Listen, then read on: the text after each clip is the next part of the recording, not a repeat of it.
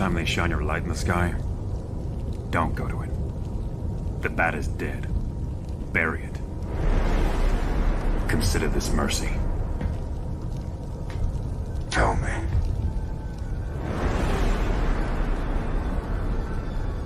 Do you bleed?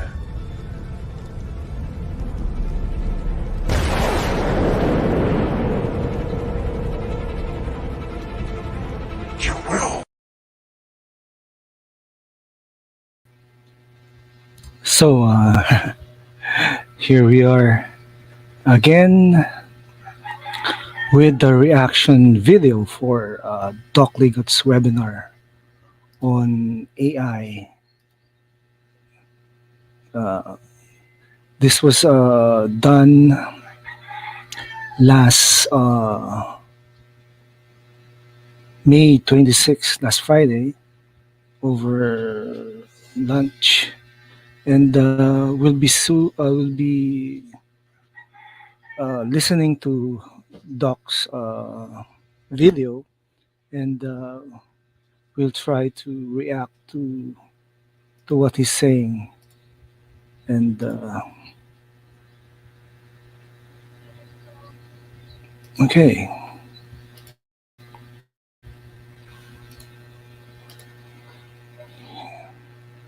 And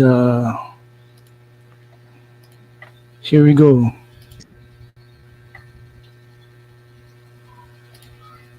Okay, and let's give the other stragglers just a minute to start. Hi, Jason. Good afternoon.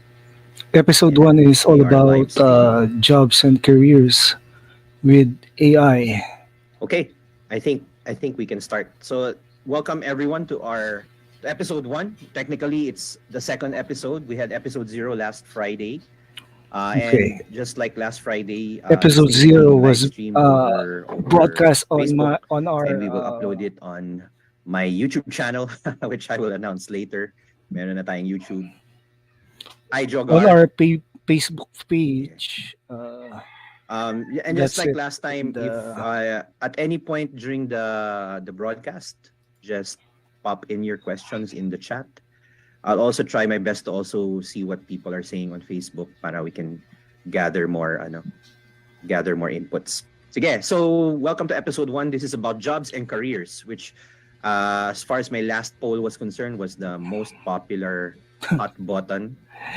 This was jobs and careers are the hottest topic. Discussion. Si Senator Marcos brought it up. There's impending regulation about AI. So talagang masarap pag-usapan na itong AI and jobs. Okay.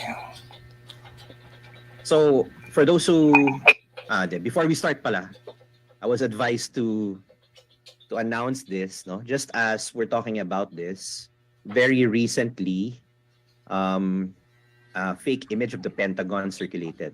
And it was proven shortly after that this was an AI-altered image. And it caused the markets in the US to tumble. So ganyan na ang mundo ngayon. No? Everyone is basically on social media, and social media is reacting to what AI is doing. That's not going to be the topic for today, but I just wanted to make that clear. When we discuss the issues on AI safety and ethics in another episode, I want to track back to this, but I just wanted to bring this up because this is current events. Parang literally 2 days ago lang nangyari to. And this is literally the world we live in. Okay, sige. So let's begin. No? A little bit about myself for those who don't know me. So my name is Doc Ligot. Doc is my name, no? It's not a title, but people sometimes also call me Dr. Ligot. Hindi ko na kinokorek minsan. I'm a data analyst. I've been working in data for more than 20 years. As an entrepreneur, a little less than 10 years. I actually run several companies. They're all dedicated to AI. Cerealytics is my home organization. We do consulting and tech services for companies. And now we're focusing on building AI use cases for them, which I will discuss in another episode. Some of you know me from my work in data ethics, where we raise awareness about the ethics of data and now the ethics of AI. And we're launching a new startup based on the work we did with NASA, yung ADs. This is the group I worked with in that NASA Space Apps Challenge back in 2019. And we will be focusing on AI Okay. applications in risk management and related fields like ESG, RID, and SDGs. No? So stay tuned for that.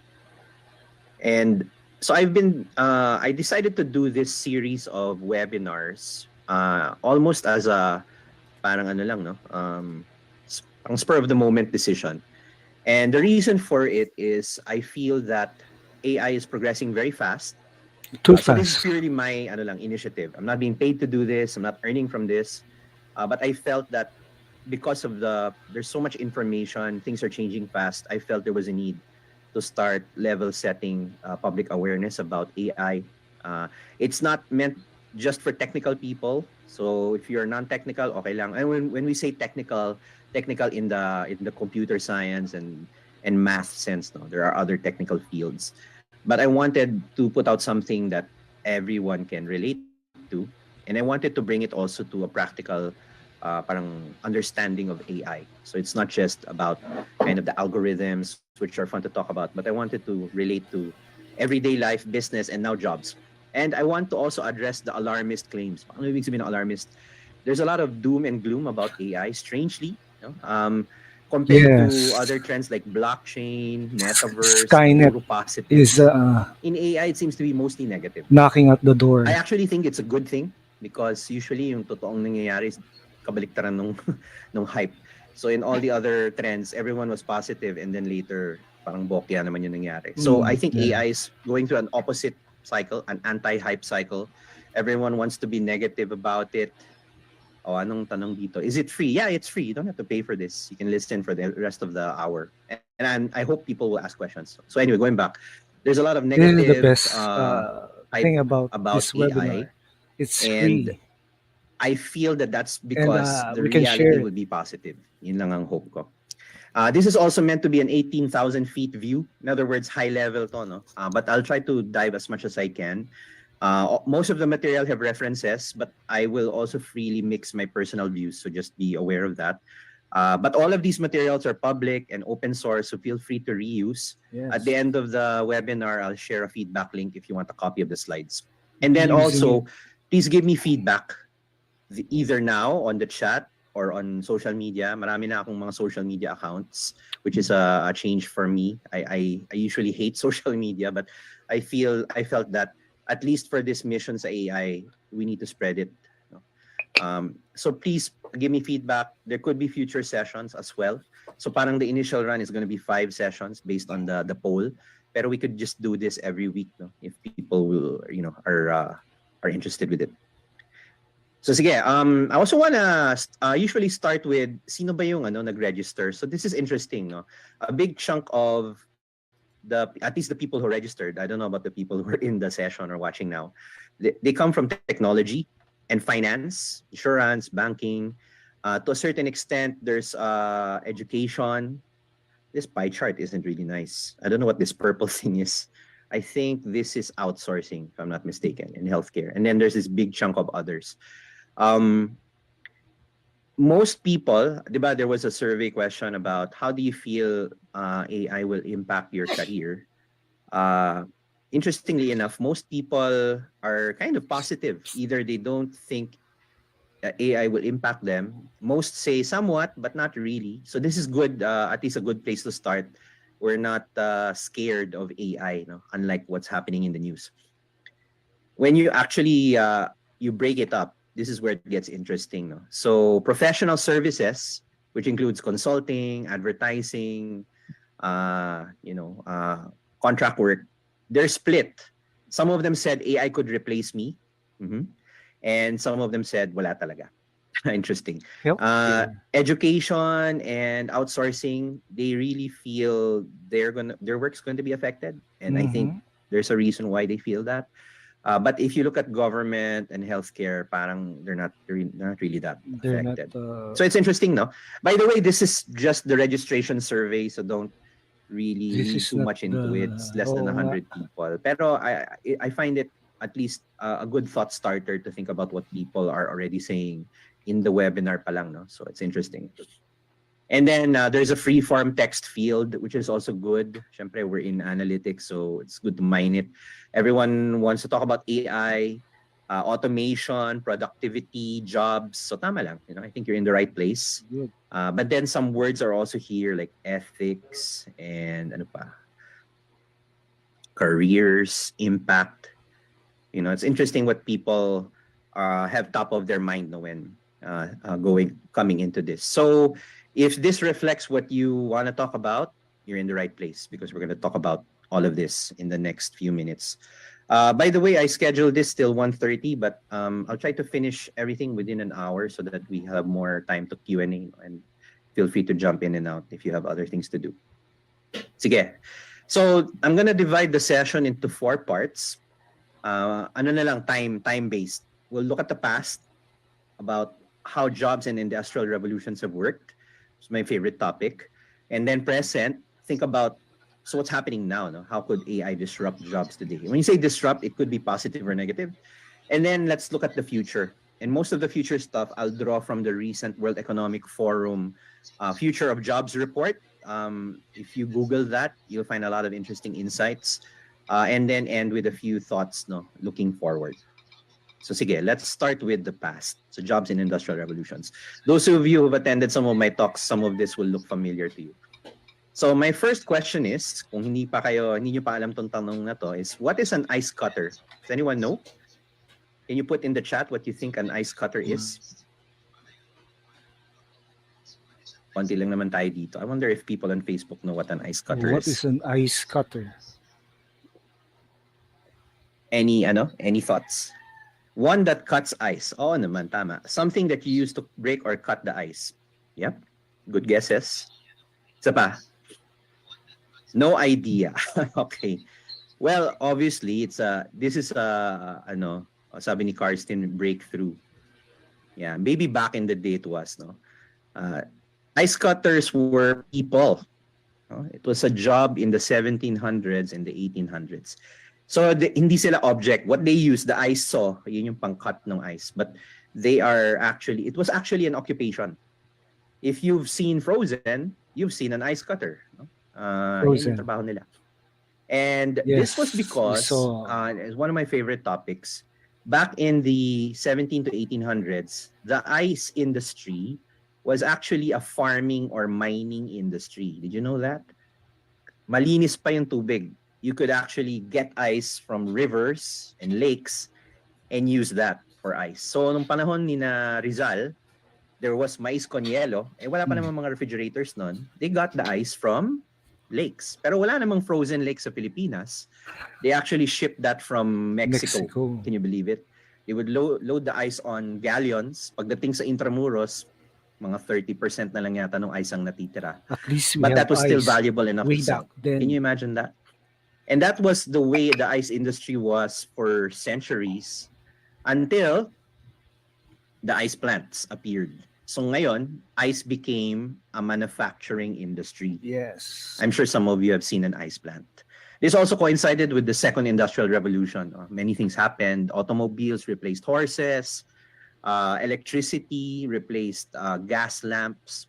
So this was a major innovation. Mm-hmm. And finally, after World War I and II, third industrial revolution, nagkaroon ng freezers. So some of you might remember from your grandfathers or parents, when they referred to refrigerators, they call it Frigidaire. Because that was one of the most popular brands of refrigerators. Frigidaire. And then the next popular one was Kelvinator. Kelvin stands for temperature. So you terminate the temperature, so Kelvinator. And then GE. So can you imagine that? Something we take for granted every day. Actually, it was already disrupted 3 times. No? First, as a mining, farming industry. Then as a manufacturing industry. And then later it became a device. So I like to start with this because when we talk about jobs, inadvertently, we are talking about industries getting disrupted. And the reality was, if you look at the history, when the first ice plants appeared, the ice farmers or the ice miners didn't believe it. In fact, the first ice plants, mga ice machines, were not reliable. Kasi part of process of producing ice involved chemicals that were poisonous. And then pag na-contaminate yung yellow, you would die. So literally, these ice So machines practically, you were hit have and mais miss. Kind of like contaminated yellow. ChatGPT is hit and miss, thinking about it.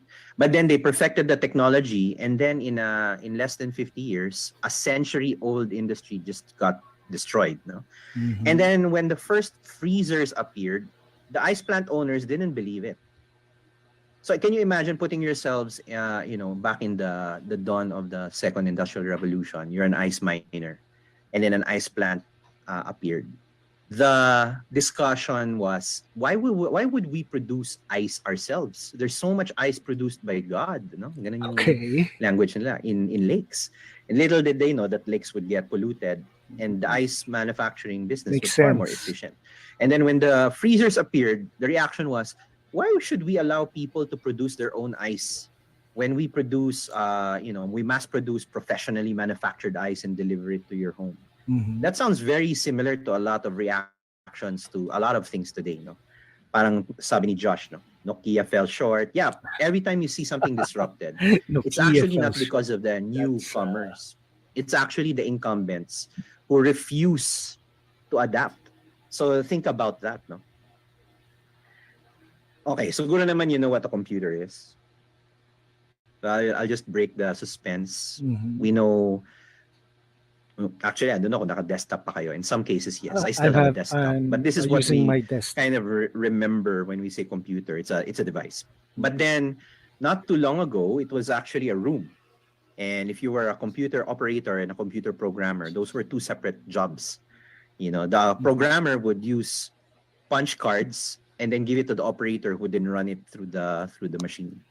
And then you only know by the time you run the cards kung may problema yung program mo. The whole thing would just conk out. But then during the time of the first ice plants, a computer was actually a person. Can you imagine that? They were humans who were so good at math they could calculate scientific formulas. So parang the hierarchy This was really is educational. bookkeeper, you just tally records. Then you're an accountant, you can do plus and minus. There's this phone ring. Anyway, you can do parang accounting formulas, and then the highest level is computer, which you can do scientific formulas. So can you imagine back in the day talking to a human computer and then telling that person, one day you will be a device.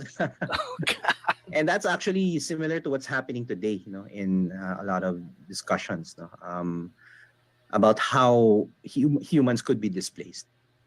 But we can only look back and look at jobs that actually don't exist anymore. No? So back in the day, the switchboard operator at the time when computers were as big as a room, and then the ice cutter, obviously, and then more recently, encyclopedia salesman. Yes. Do you remember what an encyclopedia is? Yeah. It's not a wall decoration or a footstool. Back before the internet, the encyclopedia was the internet for most of us. No? Yeah. And they all got displaced by technology. No? Switchboard operator is now a device. Your modems and routers. That's what switchboard operators used to do mano-mano. Can you imagine that? If they were still around, they would be connecting packets of data coming from your laptop to the ISP. Imposible. The ice cutter is now a freezer. And then encyclopedias are now the internet, basically Wikipedia. I don't know if some of you remember when Wikipedia first came out. We didn't trust it kasi nga libre siya eh. And we were all used to paying, I don't know how much it was, 20 to 50,000 for a brand new set of Britannica or Colliers, and then you amortize that over 12 months. Diba? It's so abstract. Now you just log on to Wikipedia, and if it's not on Wikipedia, it's not true. It's not true. And then the ideas of people were, how can you trust an encyclopedia that anyone can edit? Turns out that's probably the best way pala to manage information in a the first democratic reaction manner. during Because encyclopedias could be wrong, and and it takes forever to get them But it edited. seems While that Wikipedia, it has a good editorial, self-reinforcing mechanisms. If somebody vandalizes a page, it doesn't take very long yeah. for the page to get restored. No?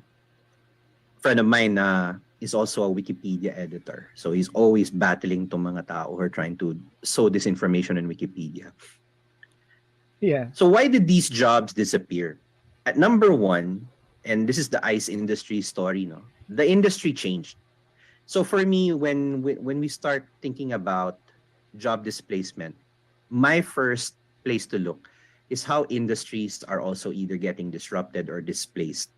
And people tend to fixate on the micro, yung okay, people are going to be laid off or people are going to get fired. People That's don't see the big the picture. symptom, but actually the root cause is did industries get affected? Parang sa ice, and that's your your key indicator. If you see a lot of companies merging, for example, in an industry, that means hindi na masustain ng individual companies yung profit nila. Like it happens in IT a lot. Or you have news about certain companies getting acquired. Like I remember a few years ago, some of the big call centers started getting acquired. I felt now, wow, is that an early indicator that the call center margins are already too small? And that also refers to cost. Mamaya I'll talk about that. Some jobs are just too expensive to maintain. So it's not always a good thing that some jobs have high salaries. That just means maybe the supply and demand is imbalanced. There's just far too few people. The demand is too high. Kaya mataas yung sahod. Pero that also means companies will want to cut costs as much as possible because that's what they're designed to do. And most importantly, new technology replaced them. No? And I think that's what brings the attention to the contact centers. They're still around. I don't think they're going to go away anytime soon, but they seem to be at risk with all of this discussion on jobs and displacement. And I'd like us to kind of deep dive into why that is the case. Because when call centers first appeared, I don't know if you remember this, people didn't think it would be a worthy occupation. Parang telephone operator ngang tawag namin dati. I was entering the job market for the first time in the late 90s, early 2000s. Sabi ko, why would I want to be a telephone operator? And then you found out, ganun pala yung sahod ng telephone operator. And then now you have a new middle class basically populated by contact center BPO employees. I have a brother who works in a BPO. It's a worthy occupation. It's one of the biggest sources of foreign currency revenue for the Philippines.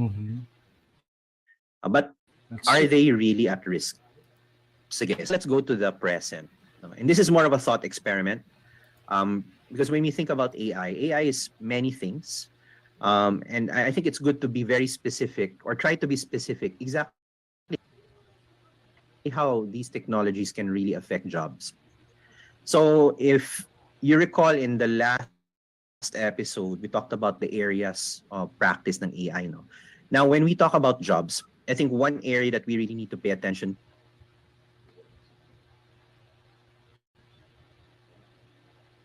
Uh-oh. What happened?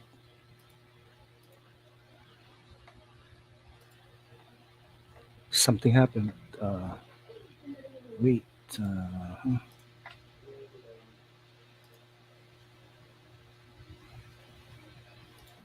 And then some ancillary tasks, you could do some call more efficient. And then the emerging to get restored.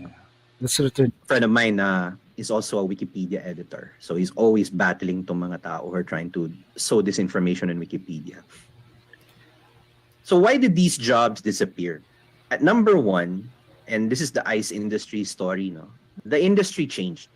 So for me, when we start thinking about job displacement, my first place to look is how industries are also either getting disrupted or displaced.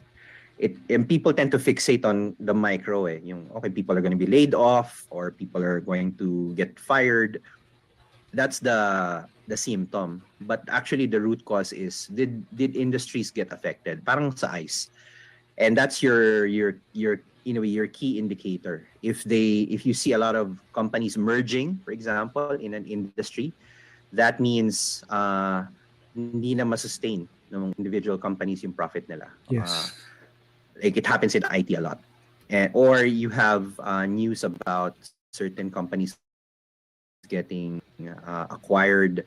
Like I remember a few years ago, some of the big call centers getting acquired. I felt now, wow, is that an early indicator that the call center margins are already too small? And that also refers to cost. Mamaya, I'll talk about that. No? Some jobs are just What happened? Again.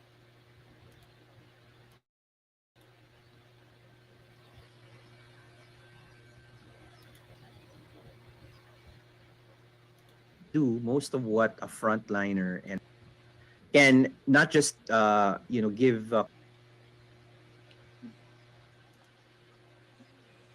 Sort of like parang trying simplified diagram.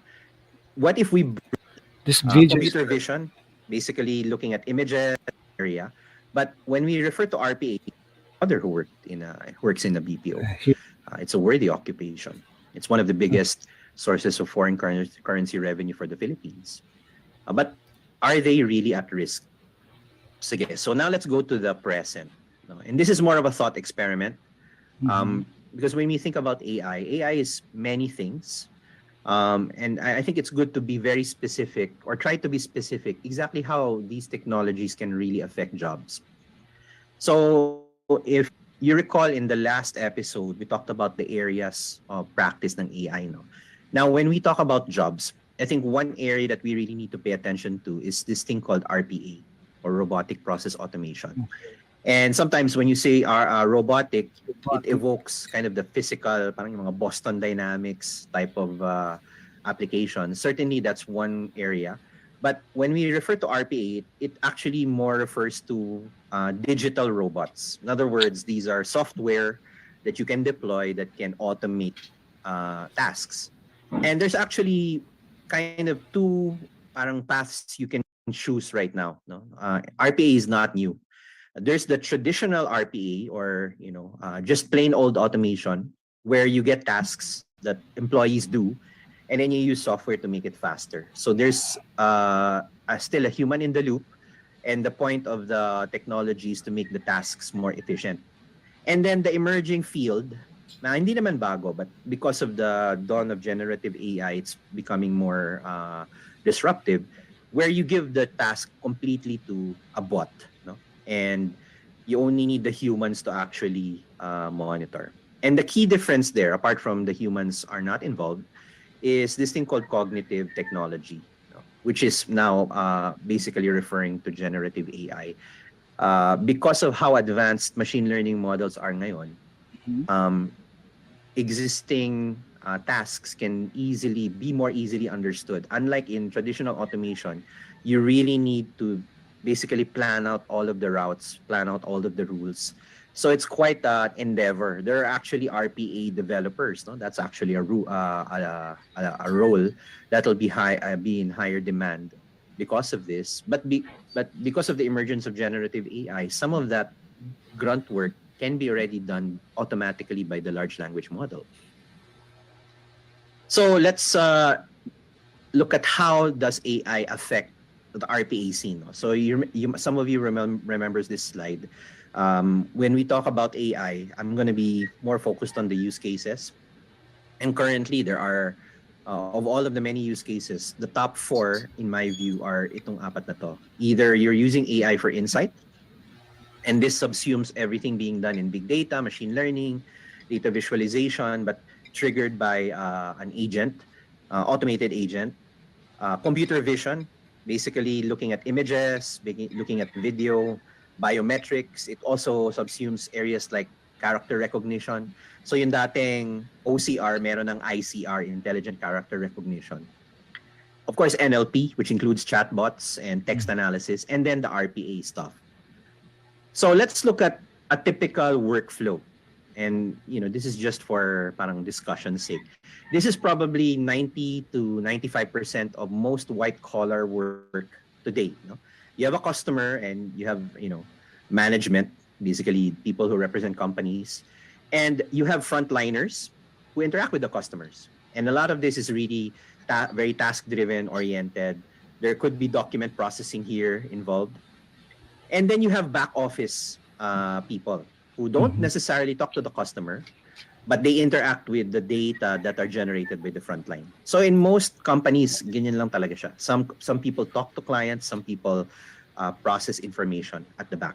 So there's a lot of data entry being done, data processing being done, and it's actually the back office who supplies the management with whatever they need to make decisions. That's pretty much 90% of all white collar work happening today. And then some ancillary tasks, you could do some call monitoring. IVRS means ito yung interactive voice response system. These are like the menus you encounter when you call a bank or a telco. So it's not necessarily a human agad. You can go through a machine, and sometimes you can resolve things. It also includes web-based interfaces. Between the front line and the back office, there's a lot of productivity measurement being done. And between the back office and management, things like planning, reporting, and report preparation. Yan, that's 90% of the jobs.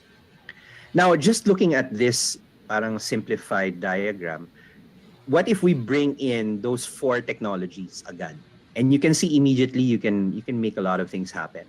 If you have AI for insight, not only can you do the call monitoring and metrics more efficiently, the planning can be done pretty much on the fly.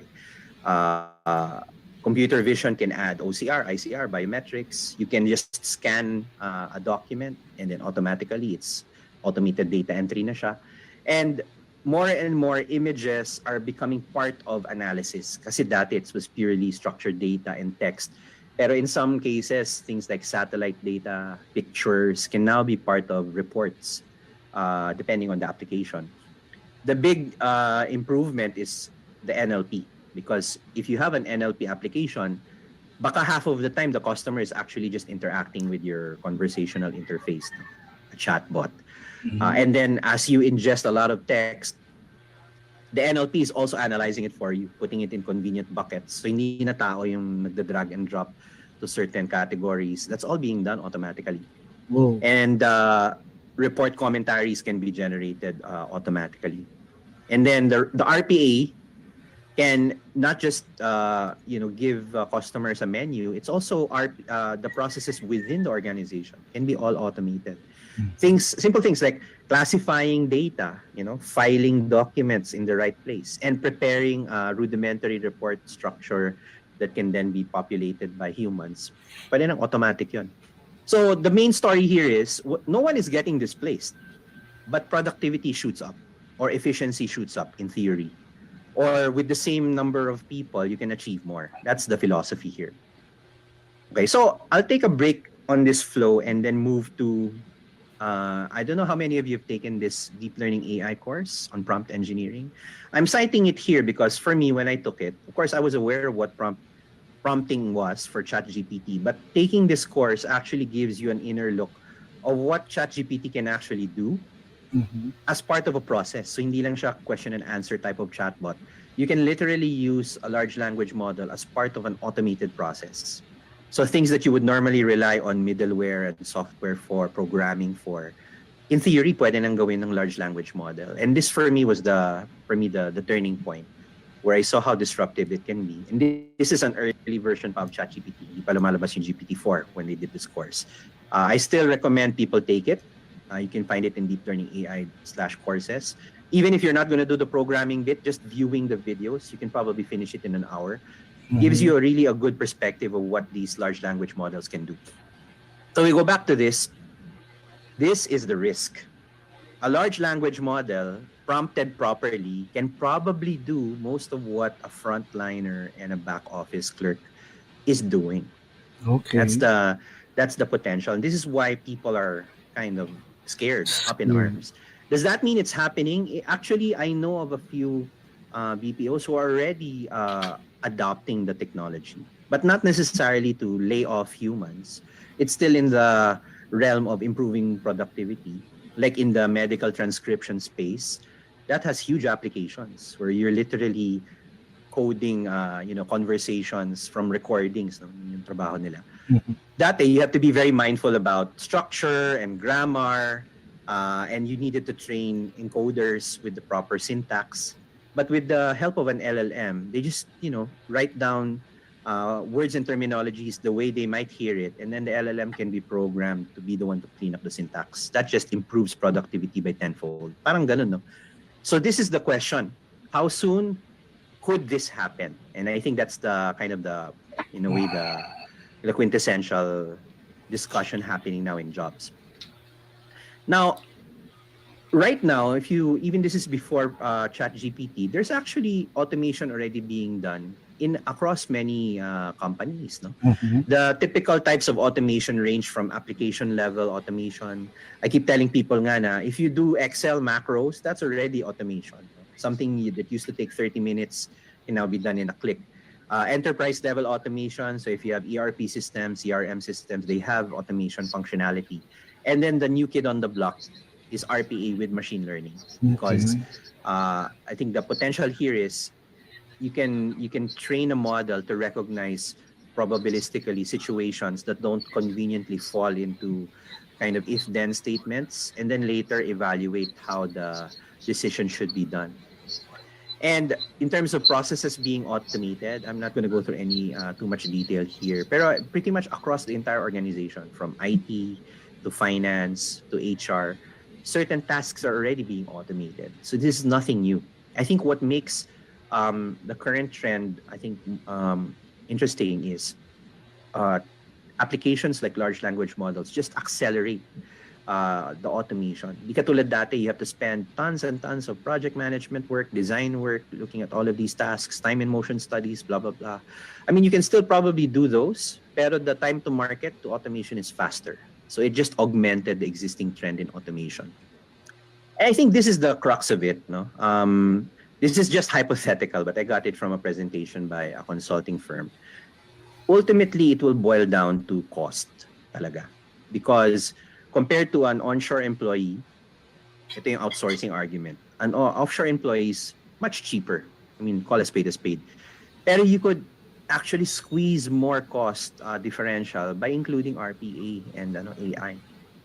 Literally, it's 50% at least. No, and that's, I think, the consideration of people. And then at the end of the day, in theory, if you implement it properly, the errors are less. They don't go on leave. They don't complain. So I mean, there's this argument now: how much do you view people as just a bucket of tasks, as opposed to like human beings? And that's actually a question for not just HR, but people running companies, because we have a high tendency. I felt this before when I was working I worked in a BPO also for a few years, to see things more as a process and then not see kind of the people behind the process. And this is I think high time for us to start reevaluating how much of our internal processes in our companies, your jobs basically, are seen as groups of people as opposed to buckets of tasks, and then ultimately finance na ang magde-decide. This is the argument. Will it happen tomorrow? Probably not. Will it happen over a long period of time? Yes. I think that's where we need to differentiate. When we read news, in my view, about job losses, you can see the projections are usually over 5, 10, 15, 20 years. Pero yung fear natin today, I think that's where we need to balance. Certainly over a long enough period, parang yung mga ice cutters and switchboard operators, those things will those jobs will disappear. Pero how it actually happens over time, that's something to be mindful about. At the same time, there have been experiments already. Like I was able to gather a few. These are relatively recent. Like this is a Microsoft employee survey, literally a month ago. 50% were worried about job replacement. However, 70% would want to delegate work to an AI to reduce their workloads. Interesting, no? Parang split decision. Parang yung survey din natin of people registering. So in other words, they're worried about work. But then if you ask them if you could have an intelligent assistant assist you with your work, 7 out of 10 said, yes, I would. And they're excited about reducing burnout. So this is important for me, an insight. Because so much of our work today, because we treat it as a bucket of tasks, we tend to be subjecting people to inhuman working conditions. And this is not even including the travel time you need to spend going to and from the office, the traffic, the stress, the politics. And an opportunity for AI is actually to help with that. If you can lighten the workload of people, make them productive, give them more time to think about the job rather than just do it. That's the opportunity. 73% are comfortable using AI for creative tasks. Actually, that was a surprise. Most people, up until recently, if you ask them, ang tingin nila, it's the low-level, parang robotic tasks yung automate. But what we're seeing is it's actually the mid to high-level tasks that are more creative, like anything related to art, images, copywriting. Yun yung unang dinali ng AI. And the reason for that is, again, there's a bias. We always think of parang robotic automation as kind of like the factory worker drones. That technology still needs to catch up to expectation, but no one saw that a simple chatbot could be revolutionary pala. And 80% are looking for tools for me, just to summarize meetings, reduce the paperwork. But actually, I was just talking to a consulting firm literally yesterday. They, as a company, they've made the decision to block ChatGPT. Naka-firewall siya from their office to avoid security risks. But for me, I felt parang a conflict there. Na, okay, I understand why you want to block it because of what happened to Samsung, which we talked about last episode. But then on the other hand, you're literally depriving your employees of the opportunity to use AI. It's not unlike a few years ago. I don't know if some companies are still like this. They blocked Facebook, they blocked YouTube from their company internet because it was a drag to productivity. But here it's the opposite. You're blocking something that could be a benefit to your productivity because of fears. Here's another study, interesting one, again, very recent, done by MIT. And they tracked a company that actually implemented ChatGPT in customer service. And they found an uptick of at least 14% in productivity. So, it's not all doom and gloom. I think the fears get ahead of us. And across the board, measurement in job performance, customer satisfaction, and reduced turnover was experienced over a period. I don't know how long the period was. But they also highlight potential implications for income inequality. What does this mean? Because AI tends to make things more efficient. So people who have less efficient work habits or less experience, it could actually widen the gap between kind of the haves and the have-nots within a job. And that's also something to consider, because right now we're kind of blending productivity across performance levels. I don't know how many companies still implement bell curves in their performance rating process. I remember that back in the day in my banking days. Ngayon, if you put AI there, it'll really be a skewed distribution. You can have people who are so productive and then another chunk of people who can't keep up. And that's where potential disruptions could happen also in terms of employee morale. And okay, we were talking about RPA. There's I think an emerging merger of generative AI and RPA. They're calling it GPA. And the idea here is, traditional RPA is very rigid, very deterministic, very rule-based. But if you are able to rework that process and put generative AI into it, not only could you quicken the deployment of RPA, but you could actually be more creative about what you could automate. Kasi nga, you're no longer bound by rigid if-then statements. So I found that interesting. GPA na yung tawag, Generative Process Automation. Okay, so now we're in the future. And this is the last part before we open for Q&A. So what are the trends? So most of this material is coming from the World Economic Forum Jobs Report, which I encourage everyone to read. I love the World Economic Forum all the way back to 2015 because it predicted a lot of the things that are happening now.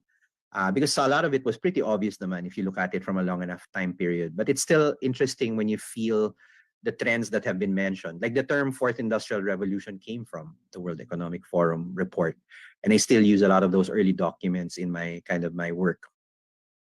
So first thing is, in terms of pressures, the three main drivers, according to World Economic Forum, are the shift to green technology, so climate consciousness, which is generally good because you're generating, it's seen as generating more jobs. The technology part, which includes AI, is kind of split. There will be parts that are generating growth, but there will also be parts that will cause job decline. Interesting, no?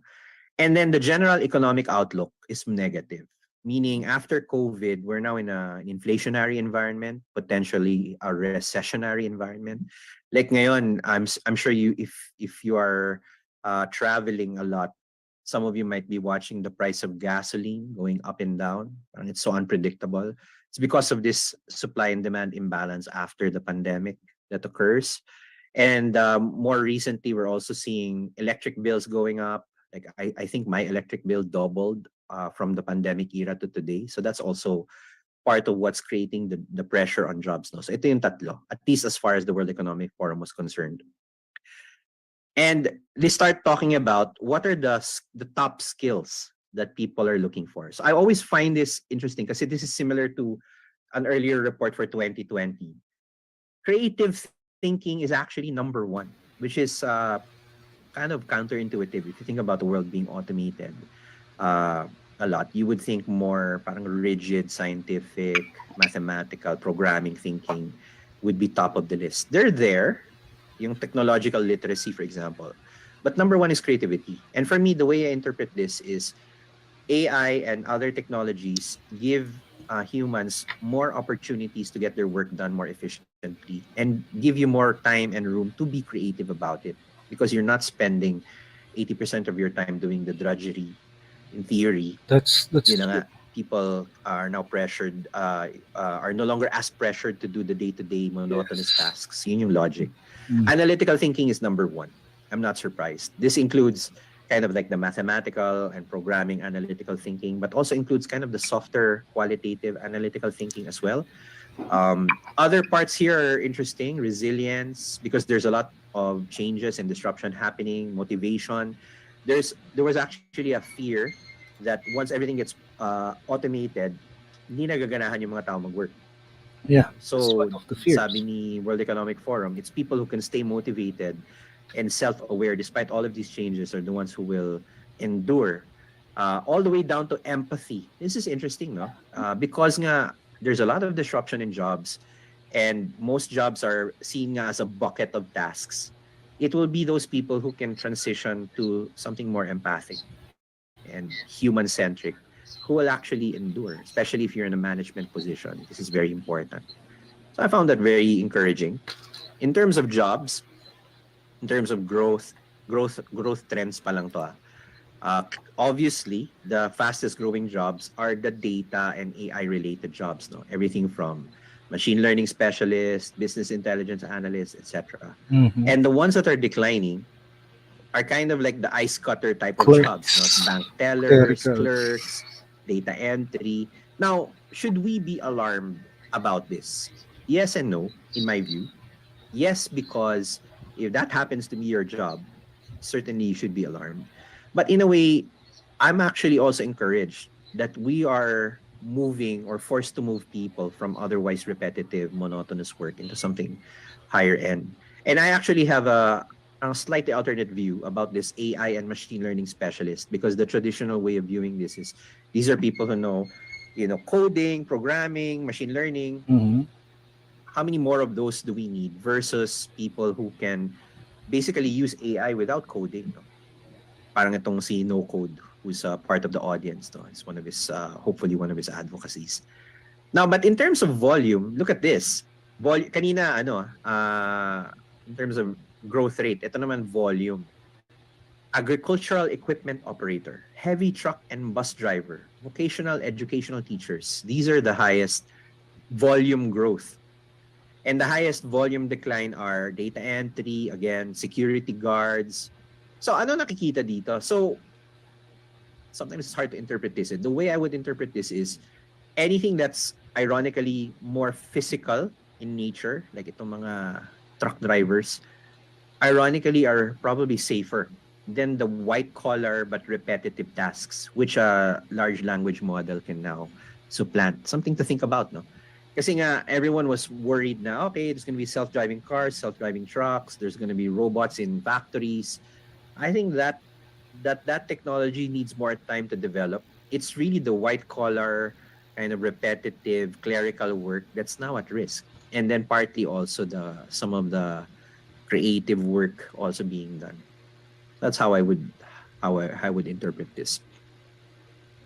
And this is an interesting graphic, no? One part of the jobs.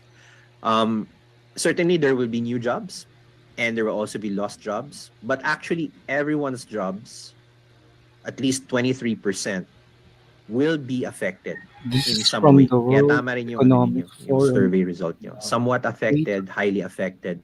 Because for example, in education, teaching won't go away, but the way you teach will now be affected. How do you now deal with the reality of students able to conjure up essays right and left without without Without actually reviews. understanding the subject matter?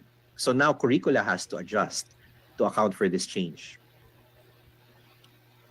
And I think this is one of the points I want to highlight coming out now.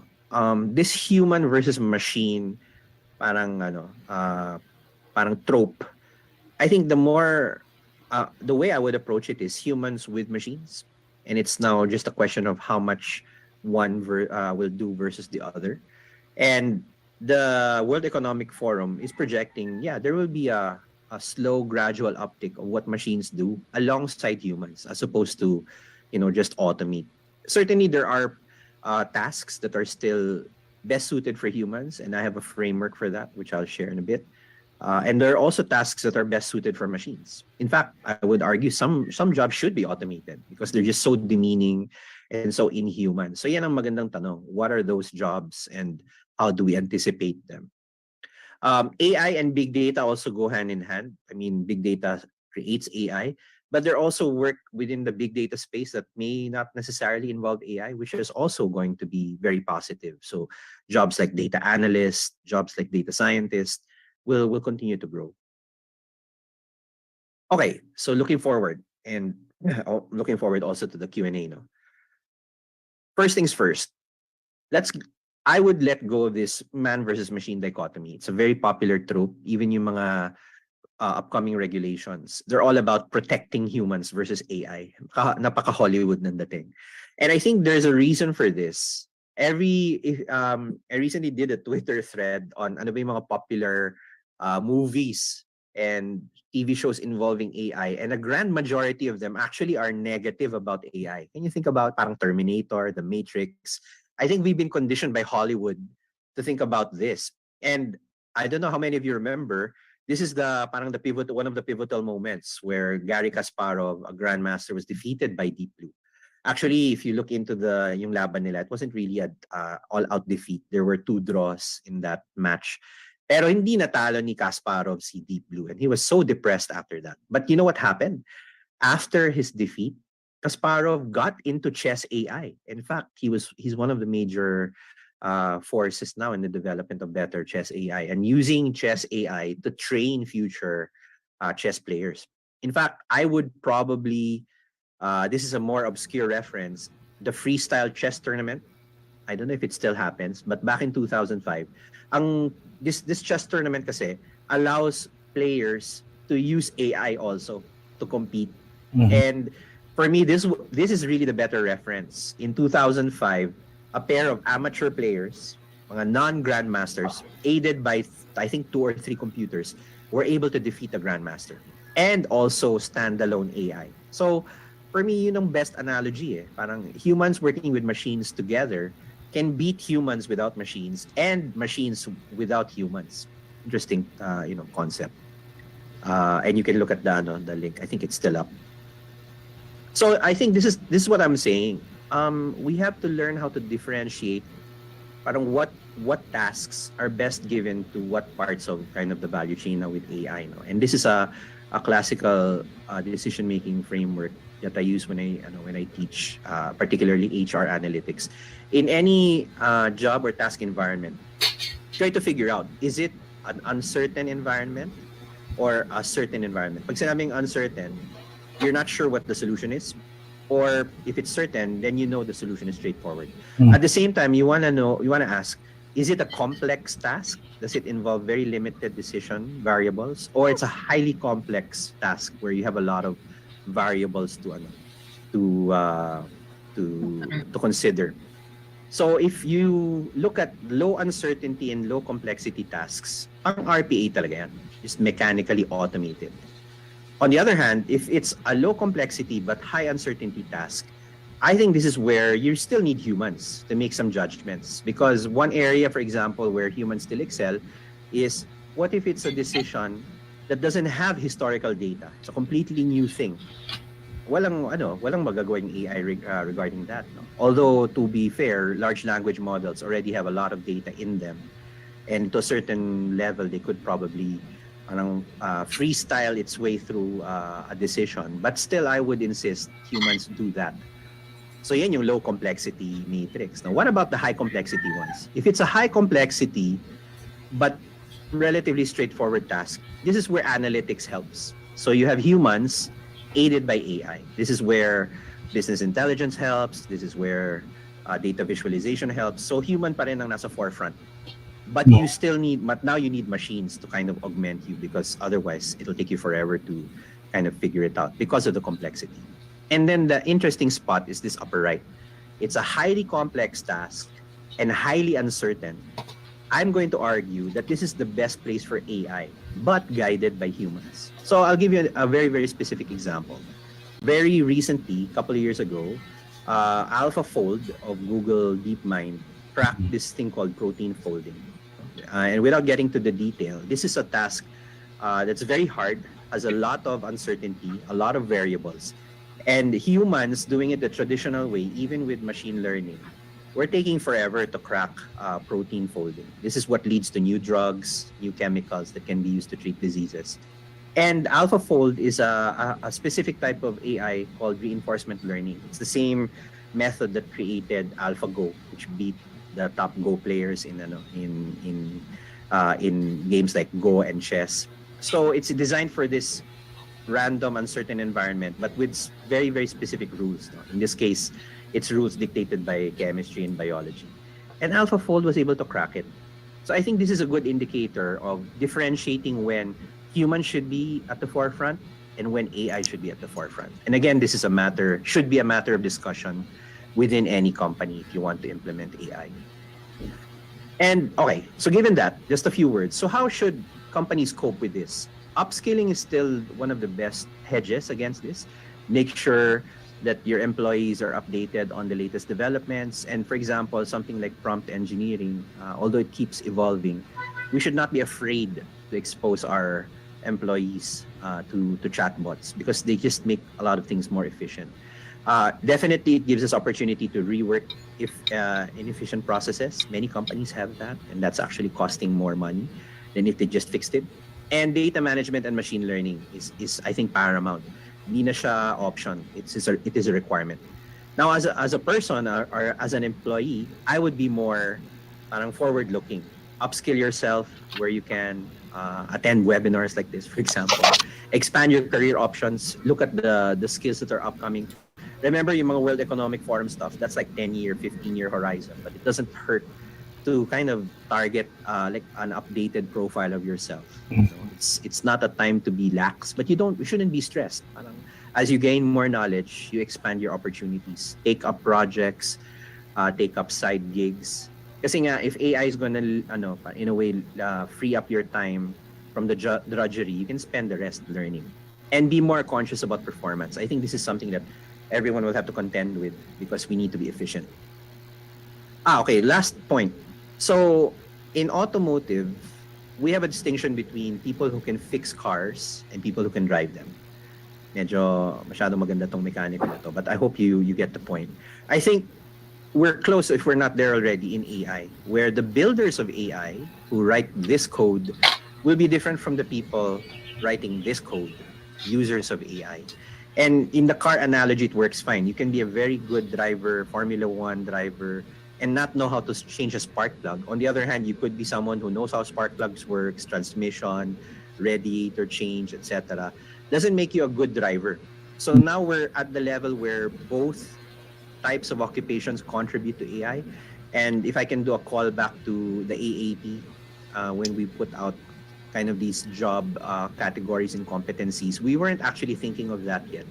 But now in the kind of the AI era, I think this will affect also how people approach these jobs. There will be jobs that are more builders of AI, But then the jobs of users of AI, I think there will be more people like this who don't necessarily need to be kind of high end in the coding or the math or advanced degrees, but know enough about how to use AI and get it to do what you want.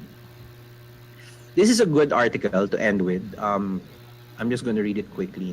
AI's capabilities can outperform humans, which can lead to displacement.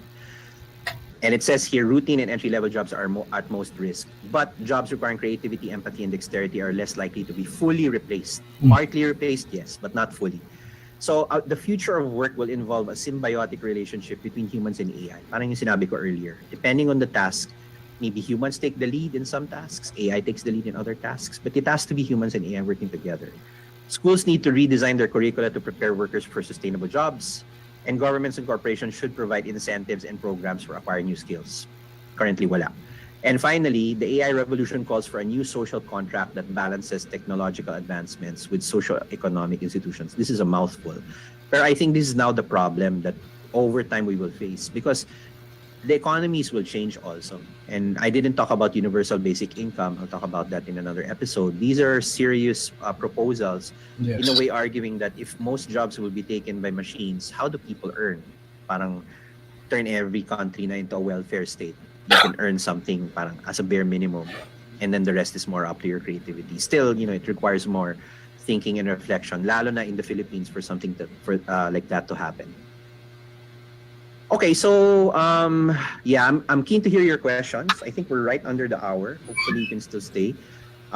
Please link up with me on social media. So I'm on Twitter. I came back to Facebook after 12 years, so I'm there, but I'm just going to talk about AI, nothing else. I'm on LinkedIn as well.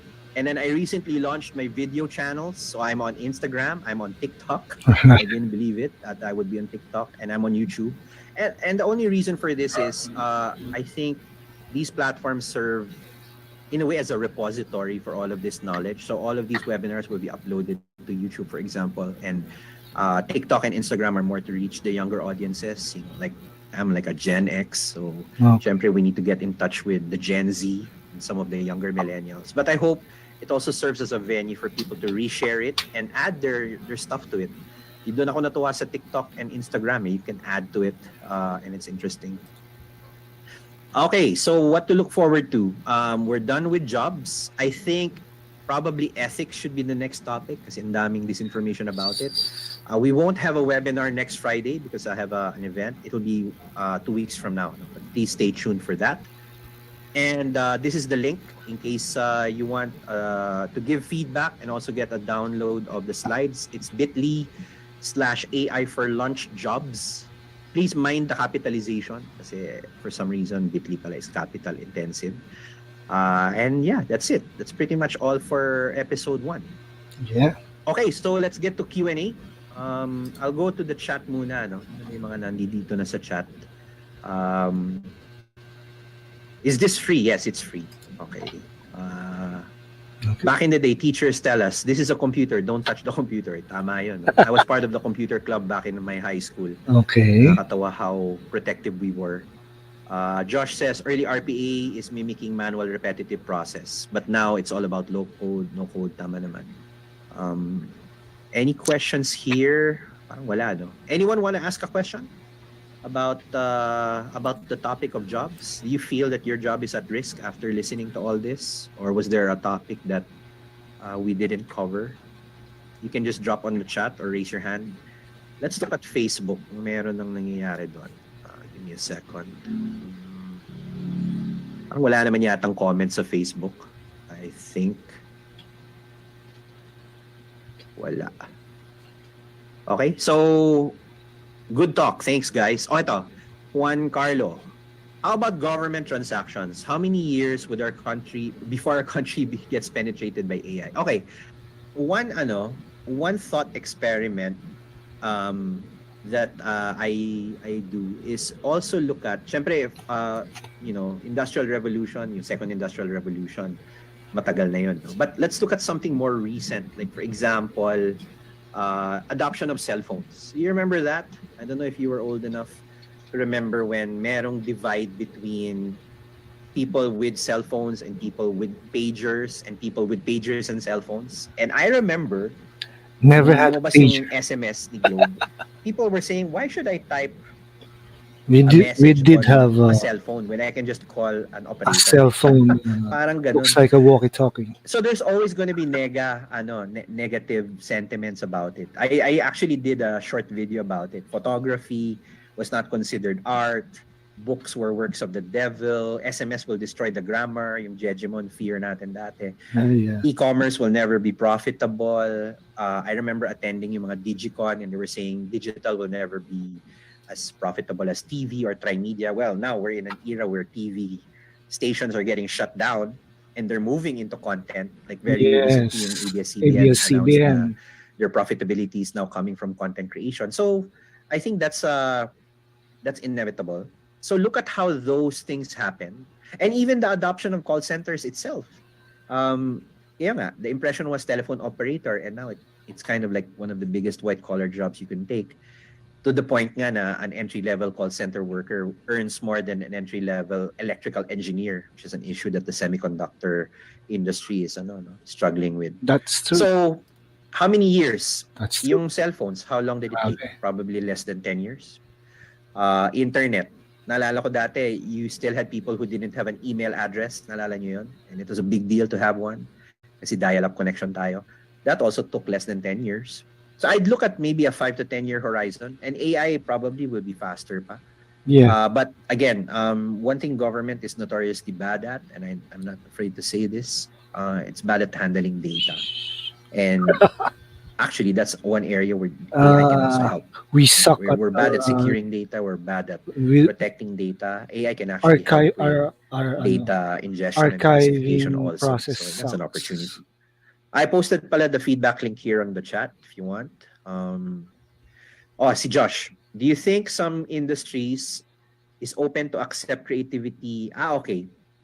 You know what? There's a writer's strike going on right now. That's true. And that should give you the answer to your question. There will really be resistance to any new technology, lalo na if in the creative field. Actually, I've dealt with kind of the creatives for a while, and like I used to work with agencies, advertising, and I just have to say notoriously resistant talaga sila to anything that's data-driven. There were even articles written by notable advertising execs, hindi ko lang nababangitin kung sino, but I took screenshots of those guys. Maybe I'll share it on my Facebook and Twitter and LinkedIn eventually.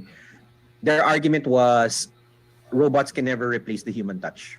Yun. So there you still need kind of that human element. Pero what they didn't really consider is, what if you still have humans, but they're aided by itong mga technology na to? So you do have the human touch, but now augmented by AI. And they will certainly be more productive than you. Mhm. The time it takes for you to come up with maybe 2 or 3 executions of, I don't know, whatever you're trying to do, like graphics or copywriting. Itong mga to have already done 200.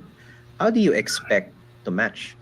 The problem lang kasi before was AI was unreliable as a creative device. But now with the advent of these chatbots and image generators, Photoshop nga is already incorporating AI. You can literally augment an image through point and click. So paano na? So I think the early adopters would probably be apparent soon. Yung answer ko kay Josh. But ano rin yan may diffusion of innovation din yan. It's another concept I like to talk about. Eventually, it will still take time for the majority to pick it up. Alan Miranda, can you provide an upskilling strategy for those already in the data industry? Well, yeah. We were considering doing a follow-up to this, focusing on skills itself. My upskilling strategy is basically twofold. No? Depending on where you are in the value chain. Are you a builder of these systems? Or are you a user? It doesn't hurt to get updated on kind of the applications of generative AI, let's say in data engineering or even data science.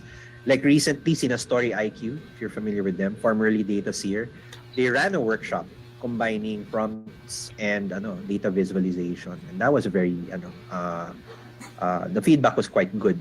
So for me, don't ignore what's happening in generative AI. But also, kasi there's so much to learn. I think that's the problem for the builders of AI. So where you could probably have an uptick is look at where the use cases in your industry are and see where generative AI can add value there. No? Maybe we'll talk about it when we do the episode on use cases para makita nyo how we're approaching it. That could give you some inspiration. Ronald, is transitioning to a data science job a good idea this year? Yes. Ang tanong is how long for you to actually pick it up. It's notoriously, it's not, I mean, if sabi mo you have a natural science background, so the science part shouldn't be hard for you. It's mostly math and statistics. So the challenge will probably be programming. I'm just assuming lang. So focus on that, no? And usually it's Python. Even the deep learning course that I showed earlier, deep learning AI. Why don't I actually paste that? I recommend that to everyone, even if you're not going to do the coding. It will still be useful. So wait. Deep learning AI, short courses, chat prompt engineering for developers. Huwag kayo matakot sa title. Kasi it's, when you run it, when you get into it, it's just two windows. One is a coding screen, the other one is videos. Even if you just watch the videos, you can even download them yourself for future viewing. It's going to be helpful para makita ninyo, pwede pala siyang gawin. One of the exercises in that course, I think it's the last chapter, is how to create a call center agent. Sabi ko nga, it doesn't get more obvious than that. So I recommend you take that. And also, maybe I'll post Pretty this on obvious. social media. I also tend to listen to a lot of videos and podcasts now. So in addition to me, joke lang, I would suggest you listen to the likes of sina Sam Altman. I'll list them down just so you know where these guys are headed. But at the same time, don't give in to the negative hype.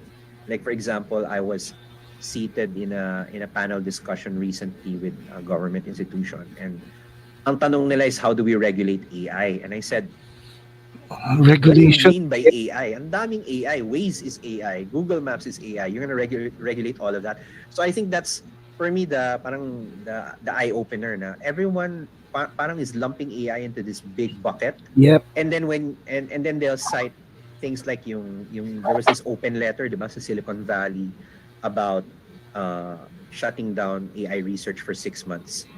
I was quick to remind them that doesn't refer to all AI. That's a very specific type of AI. It doesn't even include ChatGPT. Doon naman kayo natakot. They're referring to more powerful models than GPT-4, reinforcement learning models that can kind of be independent. Wala yang kinalaman sa mga AI na ginagamit natin today. But I think that's the problem. When we talk about the ethics episode, I'll address this directly. Kasi nga, things like the alignment problem is coming up. But sa Waze siguro, ano ba yung alignment sa Waze? Kung nagkamali ka sa spelling nung street, it sends you somewhere else. In fact, somebody in Brazil died because of that. Oh boy. Is that an alignment issue or more of a UX issue? I mean, yun yung tanong. And people are now arguing, we should have protections in place for creatives and call center workers. Yes, those are all good. But don't we have rules for that already called the Intellectual Property Code and the rules of the labor code? Hindi lang na-enforce ng tama. So it's funny that because AI is triggered it, suddenly kasalanan na ni AI and we need to regulate AI, when actually, in my view, it's just inefficient enforcement of regulations. We'll talk about intellectual property pala in the art episode, which is probably the least popular one, but I will still do it. Kasi I think there are nuances to the intellectual property discussion, the data security and data privacy discussion that need to be addressed now. Okay, confirming if this is the site mentioned. Yes, yan yun. Mas maikli lang yung pangalan nung una. It's deeplearning.ai courses. No? Link for the survey. bit.ly/AI for lunch jobs. No? Please put. And feel free to reuse the slides. I know some people are already resharing material. I certainly encourage it. If you find anything in the slides that's objectionable or incorrect, please let me know agad. I think yun din yung problema this is just my opinion.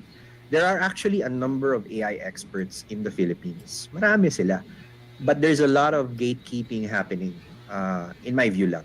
And that's why I wanted to change, not saying I'm an AI expert, but at least for me, whatever I know, I'm just gonna dump it online. No? So please follow my YouTube channel. I'm gonna have more videos there. I actually uploaded not just the talk last Friday, but also my talk in Singapore. I attended the Chief Data Officers Summit. That was about ethics and algorithms. If you want to learn about that, we'll also talk about that in another webinar. Kasi I feel that sayang yung knowledge eh. If you're gonna store it somewhere sa baul, ilabas na nga lang lahat yan. And there will still be opportunities for, kasi people are afraid na, that's my intellectual property. You have to license that. Yeah, of course, that's your call. No? In my view, I think there's a lot people can still learn without even talking about intellectual property. Pero yeah, i-cite nyo naman ako when you share my slides, but still share it as much as you can. Podcasts and any references. Yeah, I'll compile a list. I'll put it online. So maybe in the next webinar, I'll mention it. Okay, will software engineering be in demand? Yes. The question is, what kind of software engineering? Kasi right now, this is really what's happening. I have a colleague who literally used ChatGPT to shortcut web development. Kasi matagal na siyang ginagawa web dev. Literally, gumawa siya ng high-tech website. Kasi on another front, we're doing a lot of work in the humanitarian space, which involves geospatial data and mapping. Literally picked up geospatial mapping development just using a chatbot. Kaya nung pinakita sa akin, galing nga, paano mo yan na pick up? ChatGPT lang. Of course, now we need to kind of audit the code, make sure it's not wonky, but it actually works. And I said, double down on that kasi the traditional approach of learning it by the book, quote unquote, is already outdated. So I don't think software engineering will go away, but the way people will get into it, yan ang I think magiging important. Mali pala kasi na paste yung link kaya putol. Yeah, it's the deep learning AI short course. Yeah, this one. Okay. Okay, any more questions? Link for the survey, software engineering. Funny enough, this is just me. Some people think programming is not creative.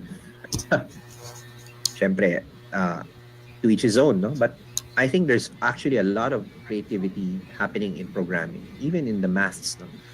A lot of math is actually theoretical creativity.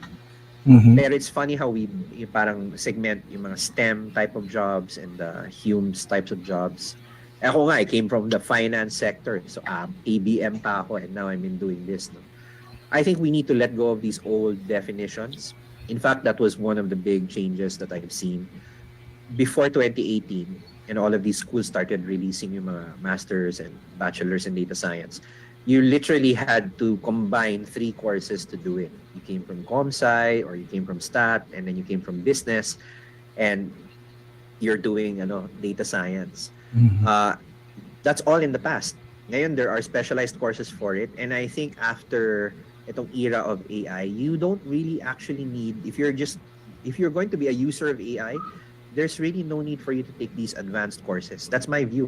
As in, you just need to take English and be more adept at writing better sentences. And people are also saying the era of large language models is probably near an end in the sense that there will be better interfaces in the future. Like si Google Bard, which is the competitor of OpenAI, they've released a new beta version of their chatbot that now includes audio and images, And tama naman din yun. I think I was watching a podcast of I don't know, it was si Lex Friedman. No? I'll put that on the list. He was interviewing si Jan LeCun, who was a chief scientist at Meta. And he mentioned something that's pretty obvious that people forget. Certainly text is important. So chatbots are important. But the extent of human knowledge isn't just text. Diba? When you think about knowing something, you also use your eyes, you also use your ears. So there's a hell of a lot more information stored in video and audio. And right now, these chatbots are not using that information kasi they were just trained on text. So isipin nyo yun, just training on text, ang dami ng knowledge and innovation. What more pa if you're able to train these models on images, like yung Stable Diffusion and audio. And then on the flip side, which we will talk about in the ethics webinar, that's also the risk. Diba? I opened the session with yung nangyari sa Pentagon. Certainly, that's a big deal. So you can bet that for every innovation, meron ding gagawa ng kalokohan, and we need to be wary of that also. Yes. Josh says, sana mawala na yung stigma that I'm too old to learn how to code. Yeah, I think this is an ongoing thing, but I think it will be less of an issue moving forward because number one, coding will be different, no, from what we knew it before. Okay, on Facebook, si Agile Geek, who's one of my, he's actually added me to his group, which I'm very, very thankful for. What's your inputs about autonomous agents? Well, yun nga eh, the nature of traditional autonomous agents, mga RPA, is already fast getting outdated. It's now AI-driven autonomous agents, and they actually think more like parang young humans, parang kids, and they can appreciate more complex tasks. I think the question lang is how do you put guardrails so that they also go in their separate ways. No, I think a lot of the RPA development will go into that space very soon. Okay, more on willingness to learn na lang ang kalaban. Yes, I'm part of this group called Tech Career Shifters. Inada ko ni Kuya Deb. Thank you for that. And there was a question there about how do I transition to web dev because tamad na raw siya sa work niya. He's a data encoder. And of course, the answers were continue to learn the code, etc. Actually, sasagutin ko na siya after this webinar. My answer will be, why don't you just go to GitHub, get a website, and learn by looking at an existing website? Because that's also how I learned incidentally. Of course, you have books, you have YouTube, pero learning it like by bullet points is still inferior to actually just doing a website yourself, and then later you learn how to tweak. Mas lalo naman ngayon with ChatGPT, literally it will spin up a website for you, no? And so I think the learning curve will get shorter and shorter. I think ang mangyayari, ang kalaban nyo is actually the gatekeepers. So people who are more traditional, they went through, whatever they went through to become whatever they are, and they want to protect that old way of life. And you see this happening in schools a lot. Oh, dumaan kami dyan. Kailangan dumaan din kayo dyan. I think we have to start letting go of a lot of that gatekeeping. Pero it's just normal human behavior. Like once upon a time, mathematics was in danger daw because of calculators, and they wanted to ban calculators. Can you imagine that? So that's just another example of how, technology people always fear technology. Kaya nga balikan ko yung unang sinabi ko, a lot of the hype about AI is negative. And for me, being the contrarian, I actually think that's a positive. Kasi if everyone's scared about it, by default, we'll be more careful. As opposed to be mga recent trends na parang baliktad. It's all positive, it's all hype, and then later it fell short. I guess it's just the way of things. Parang once upon a time, if you were old enough to remember, people didn't think we would all need a cell phone kasi it was such an elitist thing. Mahal yung mga cell phones dati. Only certain people had one. Lalaki pa ng mga cell phones dati. Right. Now, can you imagine not having a phone?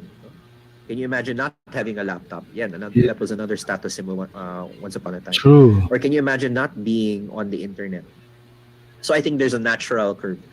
There was a point about this, and I think we're about almost out of time now. Will it create parang a new elite? That's a risk that we need to be mindful of. In fact, right before yung emergence ng mga chatbots, we were already at risk of creating this new elite group of people who knew data science, who knew data engineering. And I felt a little guilty because of that. Kasi that's the last thing, we wanted to do in AAP. Parang create a new elite gatekeeping group. And nangyayari din yan in some sectors. Like, I took this course, kami lang yung elite. Pero what I like about this new trend sa AI is it's so democratic. No one stops you from chatting with ChatGPT unless i-firewall ng company nyo. Or no one stops you from taking that free 1-hour course ni Andrew Eng. And then now you know how to... Actually, you don't even need to do the programming. You can use the tips they give you in the course with the ChatGPT normal window, and it'll work fine. I do a lot of my copywriting, editing work with ChatGPT na almost automatically. So it just makes me more productive. Mm-hmm.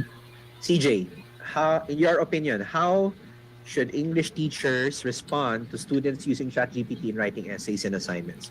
Should we accept the fact that writing is more of editing now?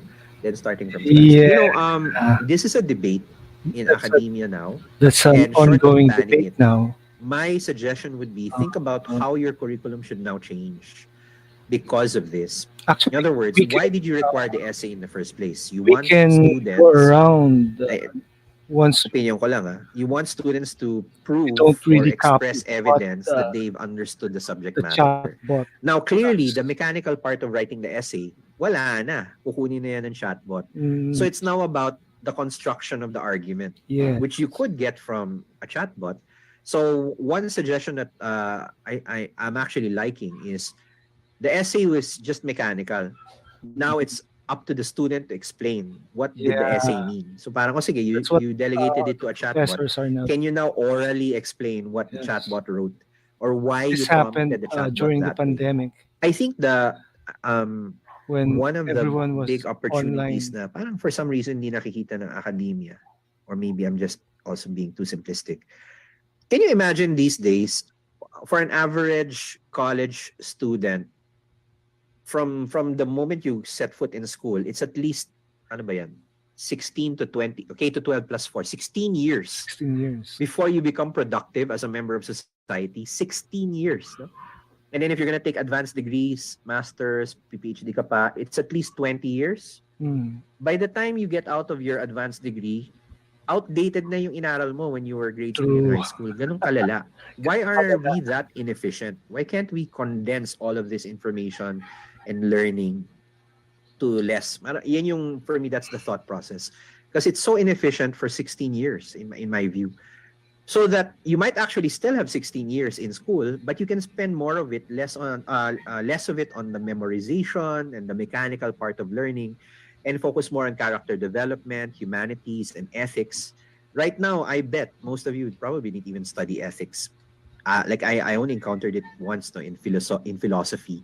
Di ko pa nga pinansin. And now I'm seeing that's actually the big problem. We have now We people had don't a see the subject ethical side of on things. And business ethics. things that we actually need to survive in the real world, like how does taxes work? Mga ganyan. How do I borrow money? We're not taught that. No, you have to be graduate muna before you figure that out. Shouldn't we be teaching more of those practical skills in lieu of all of this, stock knowledge, and then rely na on AI to augment us with that knowledge? I don't know if we'll ever get to that point, but that would be the direction I would approach. Pag ganyan. Well, the good thing is I'm also part of some of those conversations sa AAP. We have a colleague who works with Shed, pero it's gonna take a longer period, in my view, for schools to change by default.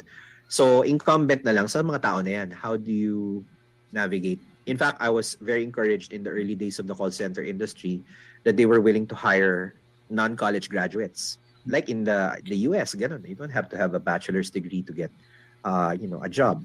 Or there's actually an associate's degree na 2 years lang and you can get a job na. So why aren't we doing that en masse? You need a college degree to work in like a crew in McDonald's. Yung mga ganon, I think that's part of what makes employment very hard in the Philippines. No, sabi ni Karsten, more on practical skills. Yep, that's all. And this webinar series, as you know, hopefully it's been accessible to everyone. Practical din ang habol natin dito. We don't want to bore people too much with the technicality. Although I think maybe an episode or two on how the models actually work will be useful. But my goal is really to democratize all of this para hindi kayo natatakot talking about it. And I really look forward to hearing from everyone here online. Tell me where I got it. Tell me where I need to improve. To si Jay, there's a great trend about working from home or doing freelancing. Yeah, I was going to talk about the gig economy, pero kinulang sa oras. I'll probably talk about it in another episode. Because even without AI, the nature of employment is already changing. More and more people are freelancing. Like I'm a freelancer, for example, and then later became an entrepreneur. I think really that's the trend. And lalo na ngayon with how bad the traffic is and yung climate change, why should you be spending 3 to 4 hours a day commuting? Yeah, Diba? Yun yung problema eh. that's the problem. When you know how it is during Holy Week, walang kotse sa daan. Dapat ganun yung environment natin. Only the people who really need to travel should be traveling. The rest should be telecommuting. But for some reason, we have a government policy to return to office. Kasi nga, gusto natin buhayin yung economy. Yeah. So these are examples of policies that need to change. Okay, we are actually at 4 minutes to 1:30. I'm very, very thankful for the support. I think most of you are still here. Sige, any last question before we conclude? Wala na, going. Okay, so I'll also post the link to the survey on Facebook. But in the meantime, thank you very much for supporting this series. It's recorded naman, so once Yep. I end the webinar, it will forever be accessible on Facebook. I'll upload it on YouTube then within the day. And yeah, so I hope to see you in future webinars. The next topic will be ethics, but we will skip a week. So this week, wala muna, and then the following week, we'll talk about ethics. And then I want to plug that in on June 21 and 22, there will be an AI summit. That's a partnership between AAP and the ICT. So please stay tuned for that. Yeah, and I think we'll still be doing webinars up until that point. If you have suggestions on topics that you want to me to talk about, please do. And then I think after the first few webinars, it won't just be me. Baka nagsasawa na kayo sa akin. So I'll be inviting guests. Para it'll be more of a conversation. Pero I'll get rid of all of the preliminary material muna para all of it is out there. And then pag-usapan natin. If you have a suggestion on a guest, please do. In fact, we might, I hope I'm not preempting, pero in the AI Summit, we hope to invite yung 3 lawmakers who are proposing regulations for AI. No? Si Senator Marcos, si Congressman Barber, si Congressman Salceda. Tingnan natin if we can achieve that. O si Lex Friedman. O nga, idol ko yun eh. Baka ako yung maging guest. So thank you very much, everyone. I hope you've had a good noon. Have a happy weekend. Stay dry, stay safe. Yung mga taga NCR, yung mga taga Luzon, kasi you're gonna get hit by the typhoon. But for the rest of you, thank you very much, and I'll catch you in the next webinar. Thank you very much. Yes, we had very good streaming. So, what can you say? Huh? Doc Ligot explained it very well. Yung case na to, especially on the question of jobs.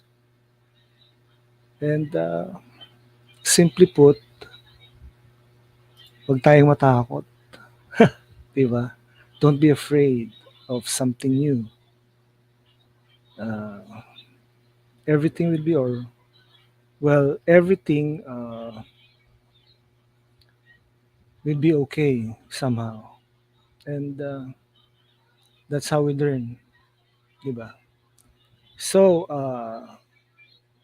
thank you for watching. And don't forget to subscribe to Doc Ligot's YouTube channel. There, it's on the screen. Plus